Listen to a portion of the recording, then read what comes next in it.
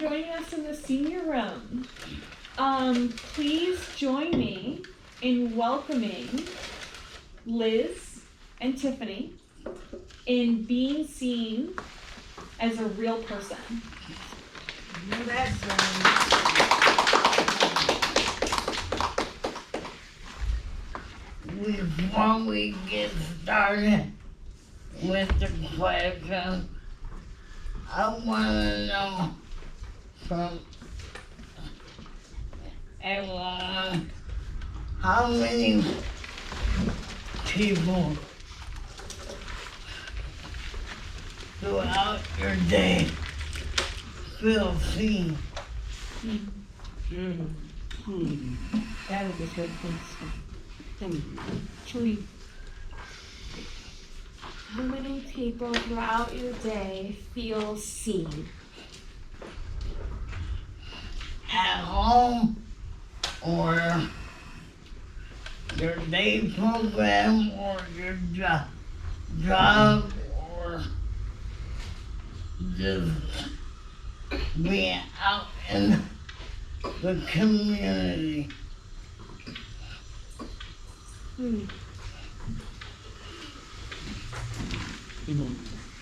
Yes. Well, I feel seen sometimes, especially more so now and never. I would say that I feel the same when I'm out in like traveling from one place to another. I mean, Yeah. I feel seen when I say, Well, this is what our talk about is gonna be about today. And we have a couple of questions. you got to start. I can start. Yeah. Okay. Question number one. Question number one for you, Les. What do you wish people understood about who you are beyond your disability or support needs?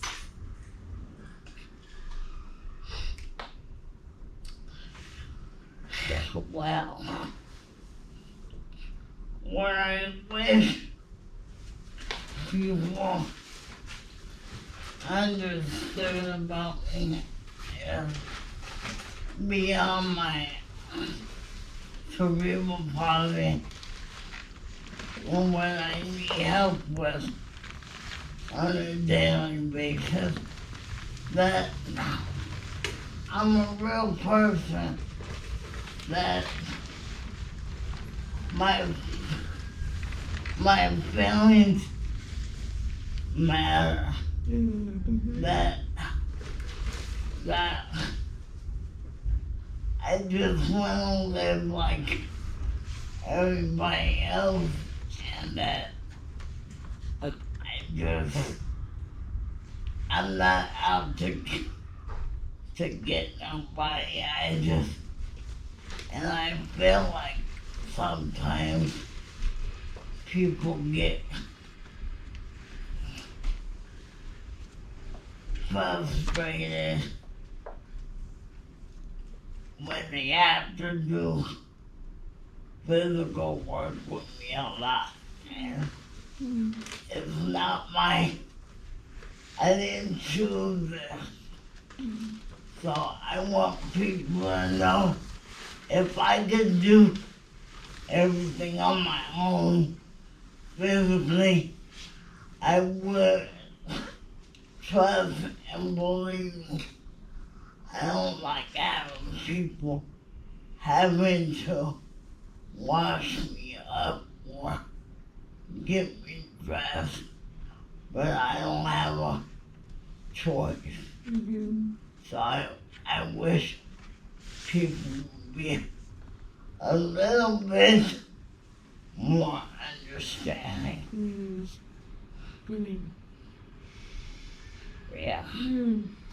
I'm hearing you share that you want for your feelings to matter Yeah, and that you're a real person yeah, and that if you could, you would take care of all your personal needs. yeah, But you're not able to, and you want people to be more understanding of that. yeah. Even though I let 2 people go that was mostly the problem, I still feel like even though they're gone, I still feel like, I mean, I'm holding on to the hurt. Holding on to the hurt. Yeah, Even though you let 2 people go, you're still holding on to that hurt Yeah. from those caregiver relationships. yeah, 'cause I don't know what I done to make them so mad. Just by asking for help.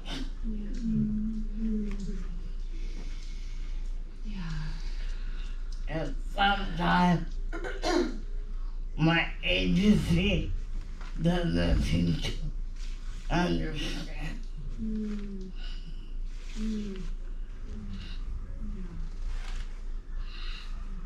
Thank you for sharing that. You're welcome. I'm sorry that is how that feels. Yeah. Do we want to ask the audience a question? Yeah.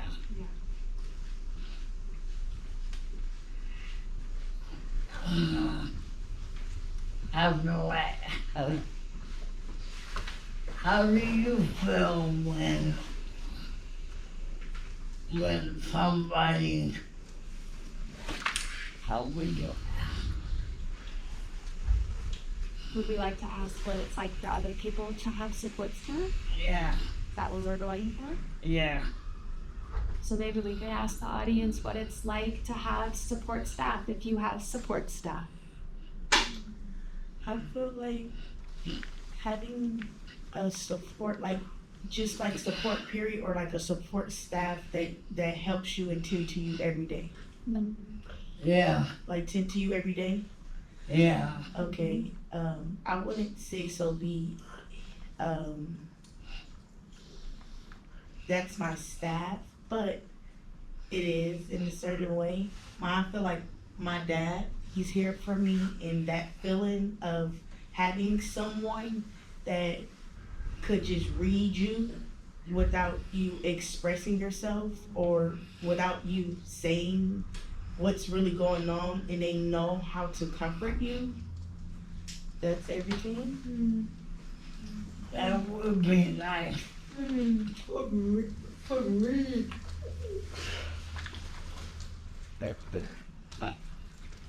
I've been thinking about this for a long time. Sometimes it's a challenge because resident care is very intimate, and sometimes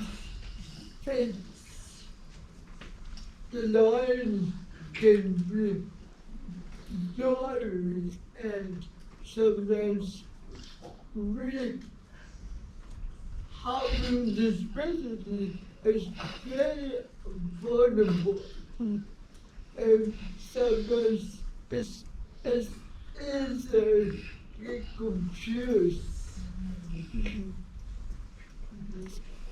I'd like me on all things like that, and sometimes you or I share personal information about me to them, and sometimes it's hard to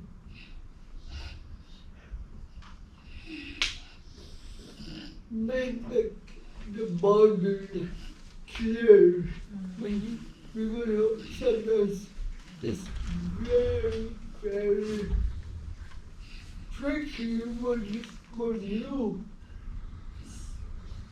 to get help.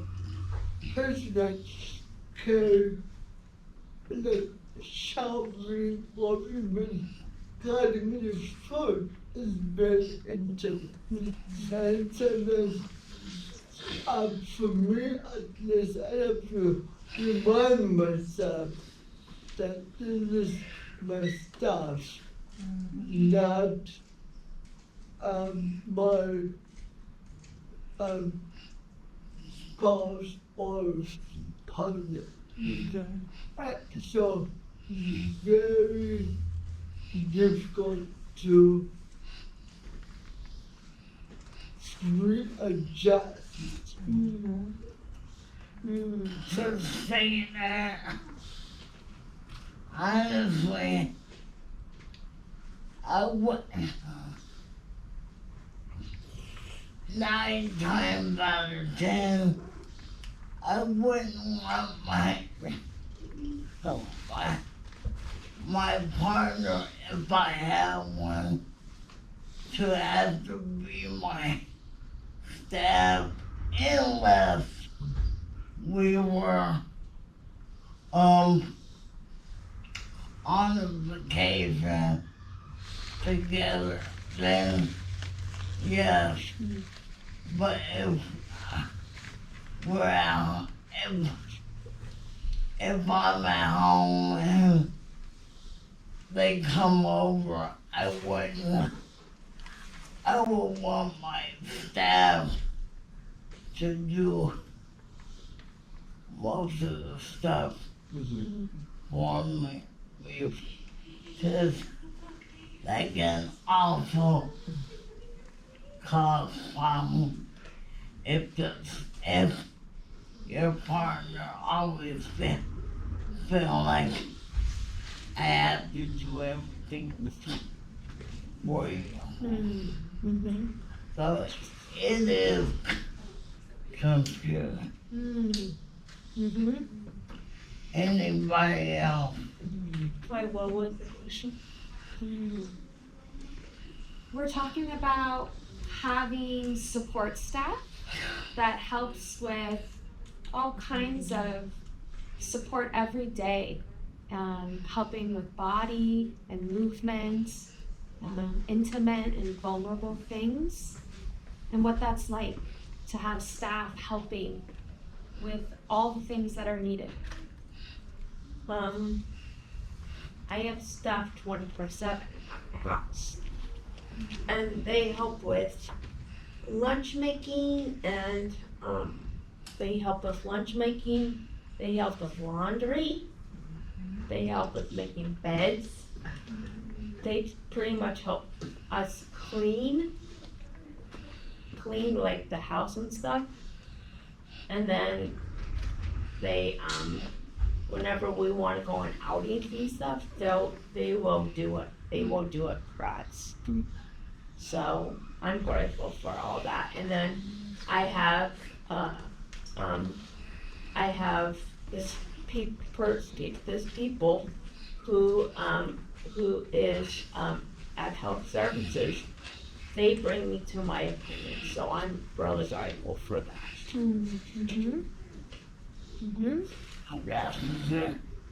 I think support staff. Well, now I have my parents who are my biggest support system. They help me with everything, but I'm just thinking down the line when they are no more. And I'm going through some health issues where I don't know if I'll be able to take care of myself fully in the future. And if they're gone, I was like, before this, I was like thinking today, oh no, I'm screwed.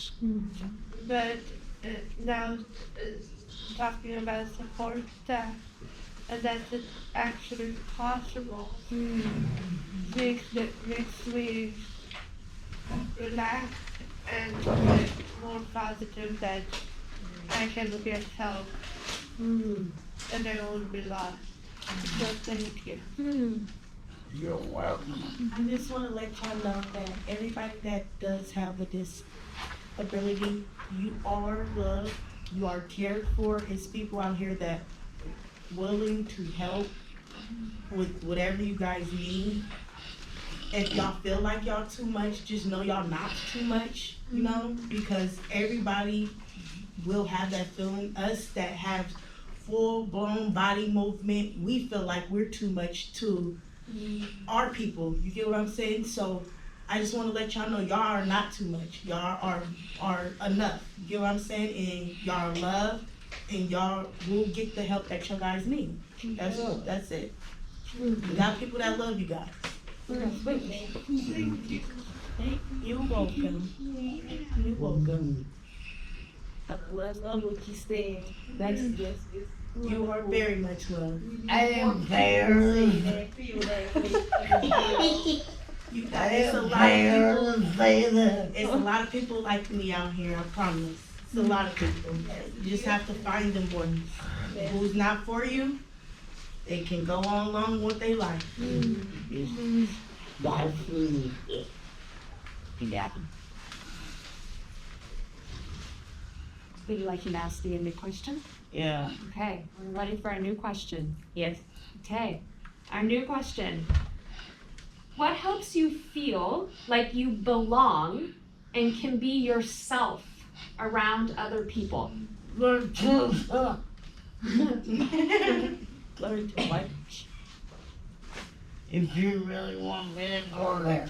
Do I really want you to go? Oh.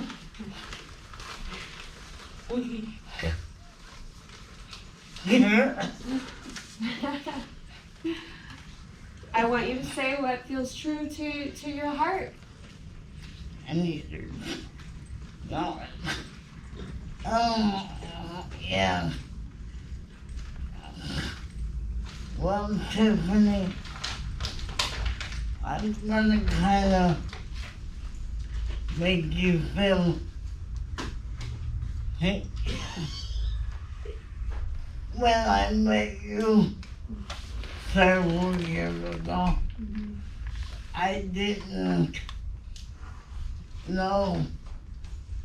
I was going through life because I had to. It was, I met you at a conference, and I remember feeling I didn't want to be there, and I just happened to run into you, and you were sitting at the table, and I forgot what I was doing, but you asked me was I okay, and I remember saying, what is okay? And you said, what do you think it is? And I was like, I don't know what is okay. And then we just had a honest conversation. And right there, I knew you were somebody I had to keep in contact with. Because you made me feel like I was somebody. And so, yeah. And when you told me about the project you're doing, about with Tusa, I knew I really wanted to help you with that. And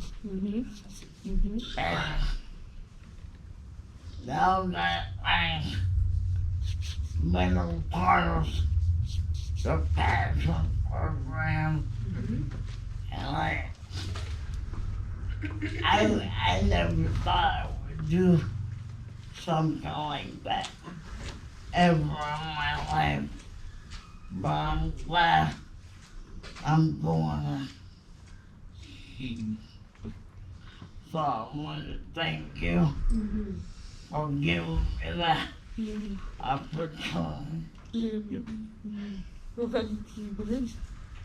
Glad to see that. Thank you. Thanks for sharing our meet cute. We had a meet cute many years ago at a conference.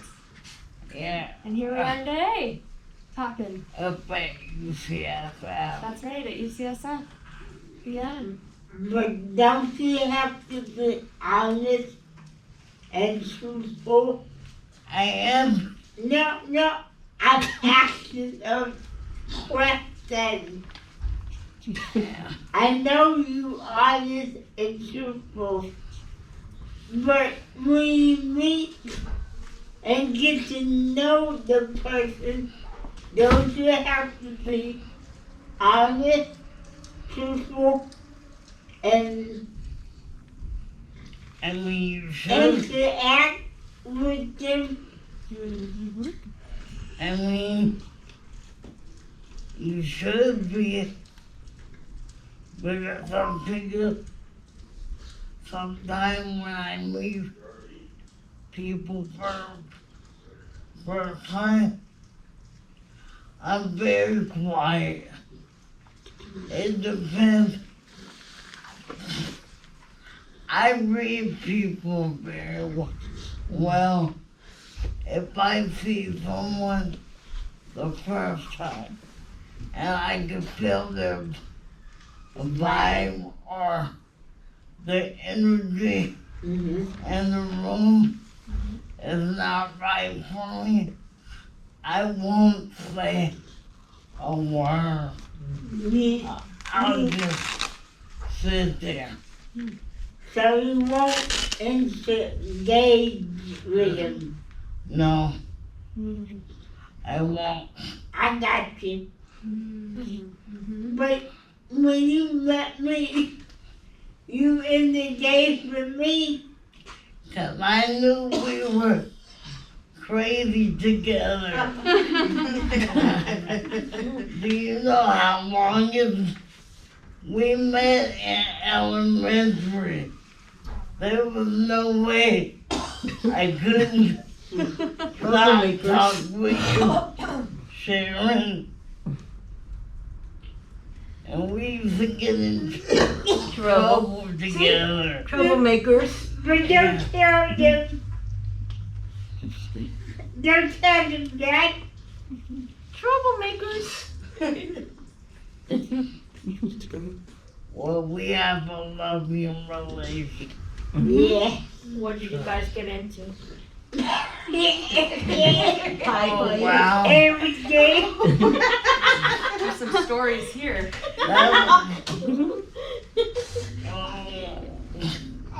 Let's just say we made it out alive.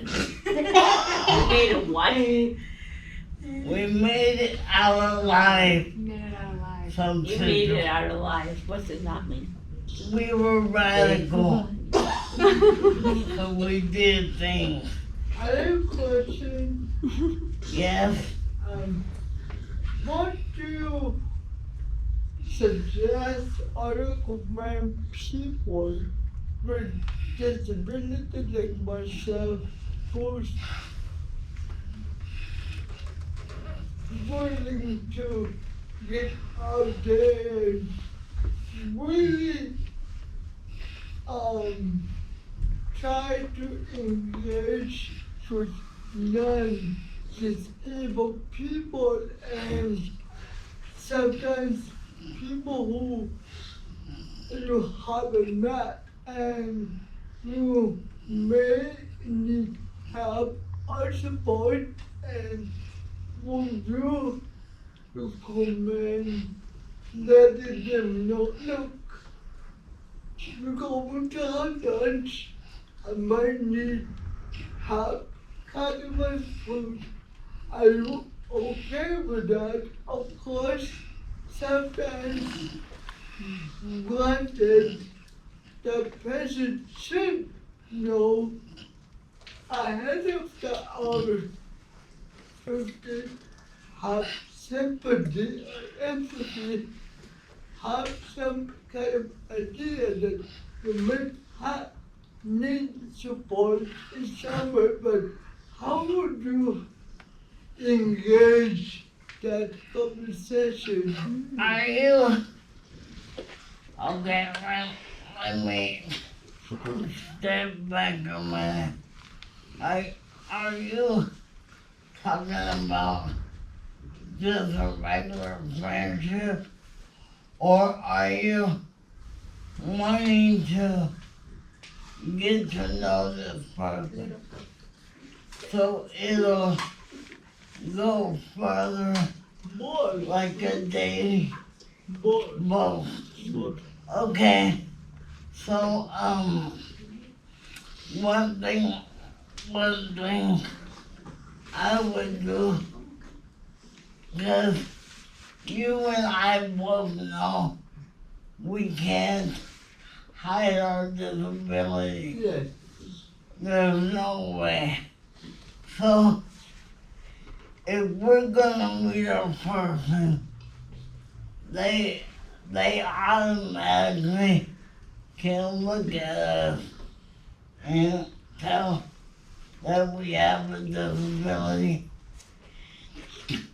I would think, or I will hope, they would be comfortable to tell us if they were comfortable helping us eat or drink. Because I used to, when I lived in New York for a year, I was going to this cafe. It was one that I could get in with no stairs. So I kept going there.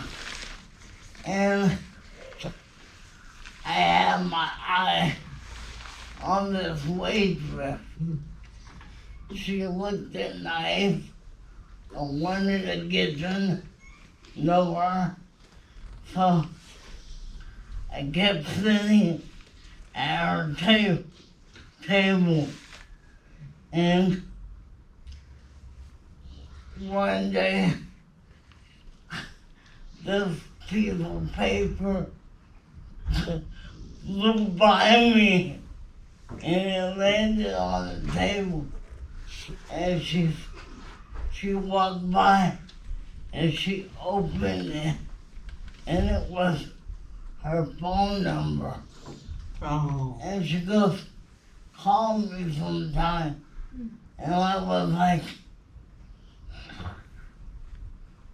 I was mind blown. I was like, are you serious? And she was like, well, duh. I wouldn't again. So we dated for about a year, but then and she doesn't have a disability. But I knew I wasn't happy in New York because I couldn't get around as independent as I would being back here. So I told her I was going back to California. And that's the only reason we broke up, because she didn't want me to go. But I knew if I didn't go back, I was gonna be stuck in the house. And the weather wasn't my cup of tea. So, he up and left, He did just leave the room. Yeah. Jesus.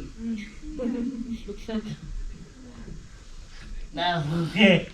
He's my co-worker. I know where he works. You can finish saying what you said. Yeah. Okay, moving on. Moving on. Yeah. Okay. This is a question about the system, the services and the system. Shoot me now. Well, Okay. I'll pause here. Would you like to hear that question? Would you like to hear a question about the systems and services? Yeah. I hear your yes. Okay. Yeah. What are some ways that the system, the services, could change to better support people in living meaningful lives? Okay.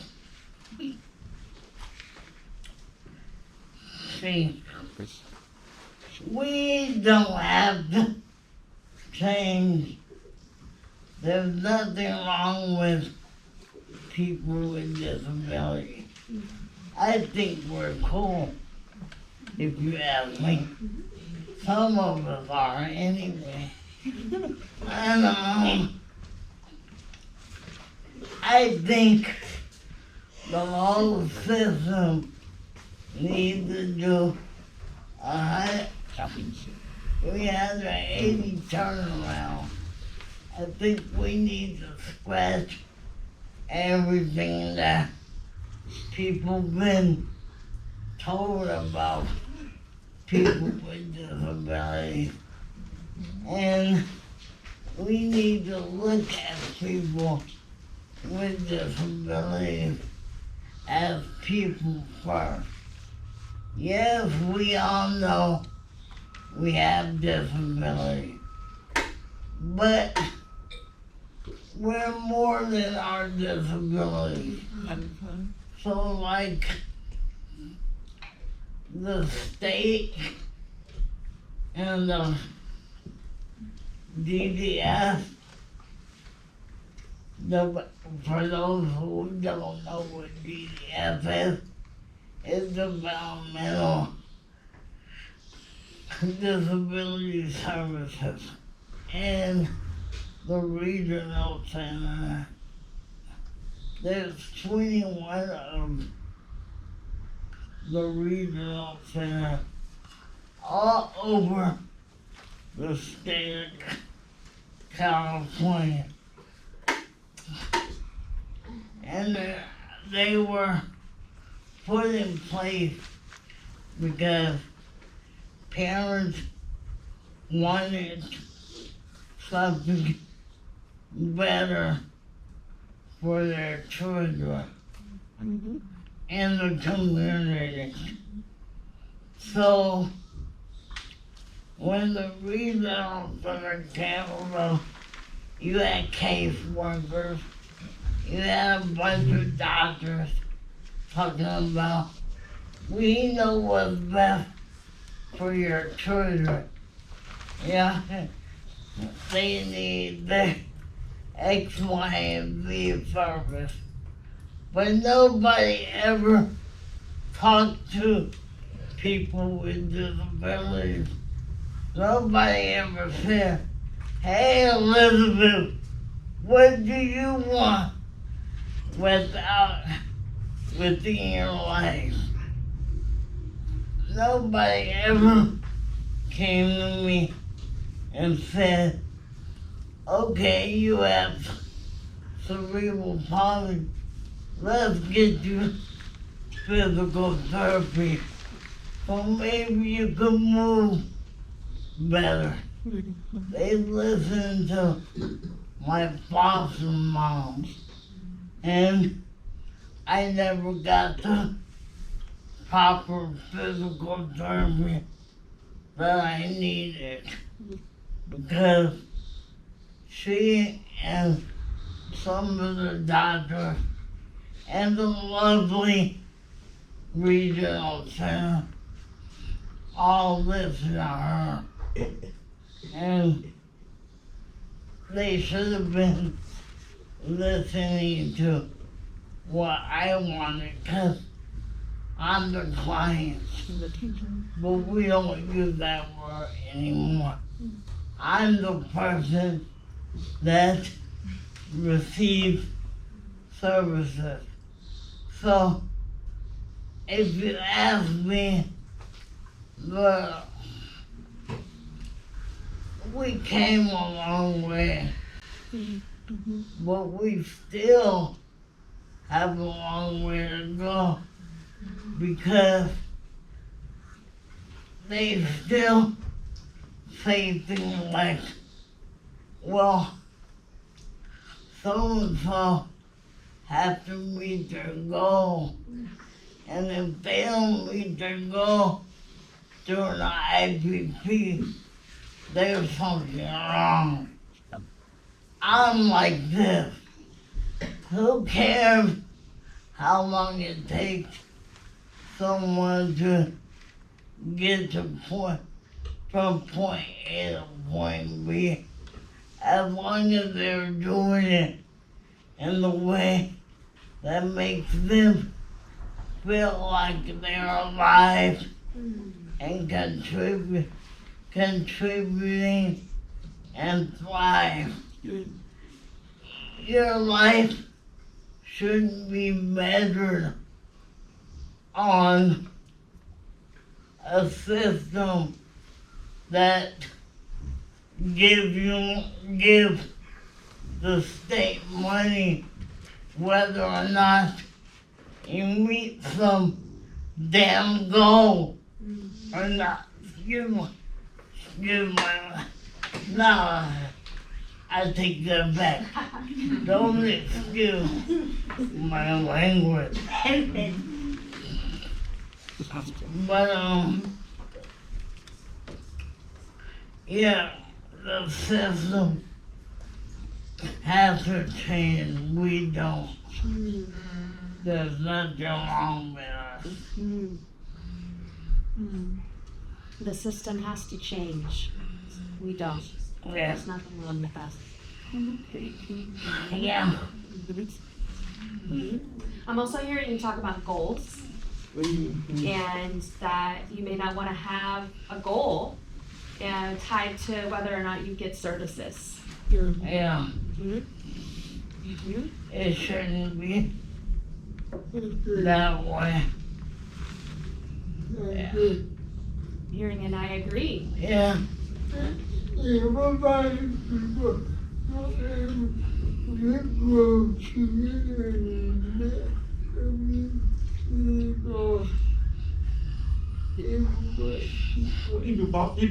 people don't have to have goals to get their needs met.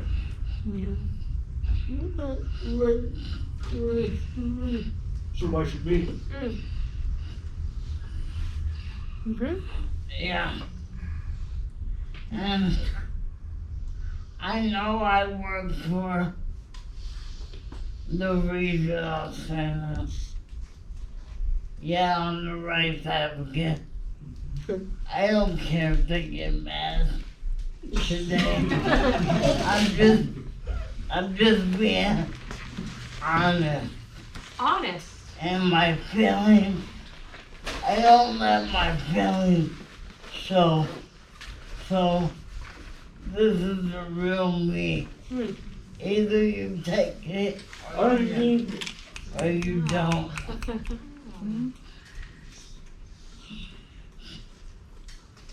Preach. 3 minutes? Amen. Ah. Preach, Daddy, preach. Yeah. We've got about 3 minutes left before we need to wrap up. So good. In terms of a speech being asked for in the room, is there any final things you'd like to share here about what it means to be seen as a real person? I just want you to know, even if people don't see you, as the person you are. Cause not everybody sees me, and I'm the right advocate. I live on my own, but not everybody's gonna see it. But I want you to know, each and every one of you, I guess I'm talking to myself too, which this is really weird. That it doesn't matter what other people think or say about you. You have to look deep inside and know that you're one hell of a person. And I'm gonna just say, the only way I know how, fuck what everybody else think about you, is what you think about yourself. That really matters. And that's why I think the Tusa for and my coach, that I talk to everybody who I'm beginning to really like myself for. It's taken me a lot of years to get to this point. I'm not there yet, but I do feel better about myself. So thank you guys for coming. Now I need